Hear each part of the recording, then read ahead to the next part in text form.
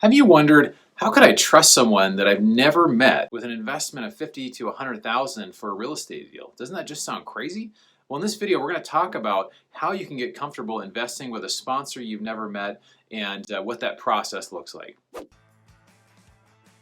So for me, this is something that I really wrestled with. I remember the story of Bernie Madoff and other people. There's a lot of financial scams that are out there. And I was just wondering, when I was first getting started in investing passively, I thought, how could I trust someone that I've never met? Like, it just seems kind of weird. I'm such a relational person. It feels kind of odd to do that. But over time, I've really become very comfortable with really feeling like I can get a sense of who someone is without actually meeting them in person. I'm going to share some tips with you on how I've been able to do that. So the first thing really I would say is to try to get to know them.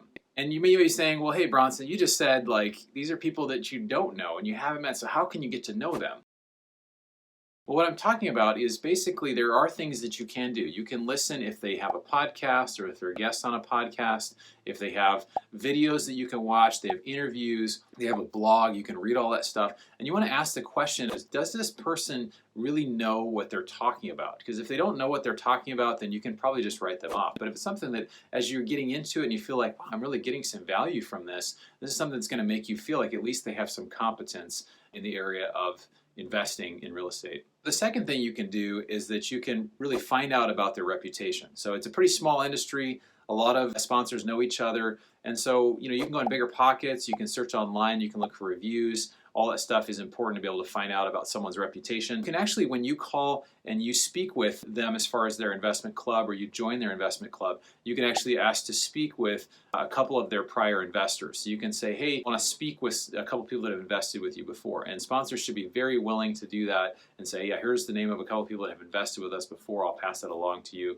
And that's one thing you can do. Another thing you can consider is doing a background check on the sponsor or on all of the sponsors that are part of a deal. I know some people that do that they'll literally do a background check on every sponsor just to make sure that these people are reputable, that there's not a history of any sort of financial or criminal background. And one last thing you can look at is, does this person or does this group, do they speak at other reputable events? So not just their own events or their own webinars, but are they speaking at other industry events? Because if somebody is accepted by their peers, typically it means they have some more credibility than somebody who just simply does their own events and their own stuff all the time. So that's something to consider. So the next thing you can do is really ask questions. You can ask questions to the sponsor, particularly when you join investment club or when you're looking at a particular deal. One question you definitely want to ask is, tell me a time where something did not go as well as expected. And if somebody does not have a really good answer or just, everything's really gone fine, either A, they just don't have much experience at all, or B, they're just not really being honest. Because in deals that we found, there's always things that go wrong. There's some things go better than expected, some things go worse than expected, but there's always things that come up.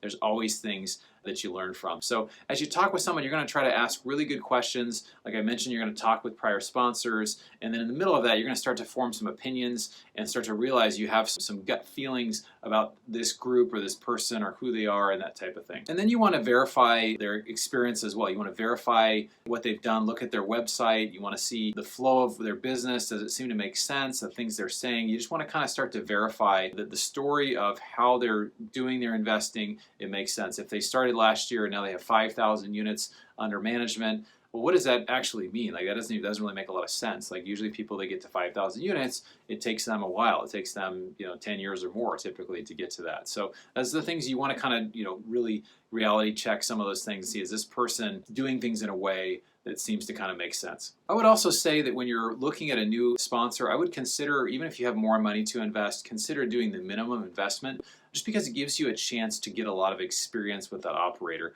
A lot of operators and sponsors will typically do multiple deals per year. It's kind of rare groups that just do one or two or three deals a year. It's usually people are doing 3, 4, 5, 6 deals a year, and there's a chance to get experience with that sponsor. It's a way that you can kind of see how things will go for you as you do that. The last thing I wanted to say is that sometimes you can actually meet a sponsor in person by going to a live event. So there's a group called the Real Estate Guys. They have some great events going on. There are other sponsors and syndicators that have events. It's also a great way to meet other passive investors as well as other sponsors. So it's a way that you can kind of continue to build your skills as a passive investor. The more deals you look at, the more people you meet, the more you'll be able to see both what a good deal is and what a trustworthy sponsor, somebody who's very reputable, looks like. So I hope this was valuable to you. Again, for me, this was a really big issue when I first started looking at passive investing. I thought, I want to basically invest with someone that I can trust. I didn't want to be taken for money or have some sort of scam show up. And so far, it's worked out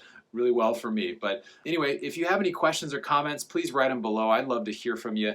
Please hit the like button to this video so other people can find us. And then if you're interested in hearing about our deals upcoming, you can join our investment club at bronsonequity.com/join. You can also check out this free report, which talks about investing during and after a pandemic. And we'll look forward to seeing you on the next video.